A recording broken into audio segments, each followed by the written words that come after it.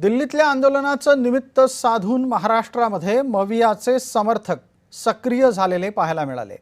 महाराष्ट्रात मवियाच्या समर्थकांनी ठिकठिकाणी आंदोलन केलं। यामुळे आत्तापर्यंत सुस्त पडलेल्या मवियाच्या अनेक समर्थकांना आयता मुद्दा मिळालेला आहे।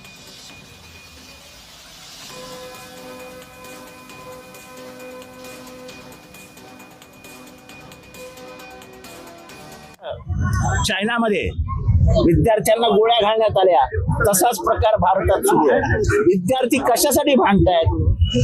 पेपर लीकमुळे त्यांचं आयुष्य उद्ध्वस्त झालंय।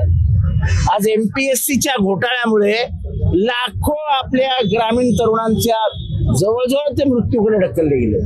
आता याच्या विरुद्ध बोलायचं नाही का? तो बोलला की देशद्रोही, असं नाही होत। त्यांची मागणी योग्य आहे की कोणीतरी जबाबदारी घ्यावी पेपर लीकची।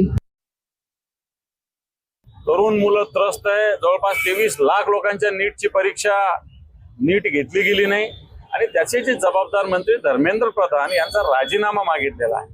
खरं तर सरकार चर्चेलाही तयार नाही। एकीकडे सरकार चर्चा करत नाही आणि दुसरीकडे लाठीमार करते विद्यार्थ्यांवर आणि त्याच्या विरुद्ध जे आंदोलन देशभरात होतं, इथं आझाद समाज पार्टीनं सुद्धा आंदोलन पुकारलेलं आहे। मी त्याच्यात सहभागी झालो आणि या सगळ्या आंदोलनाला आमचा सातत्यानं पाठिंबा राहिलेला आहे राहणार। काल मुंबईला आंदोलन झालं, आज देशभरात सगळ्या गावागावात आंदोलन होतंय। मला वाटतं हे आंदोलन आता पेटलेलं आहे, आता थांबणार नाही।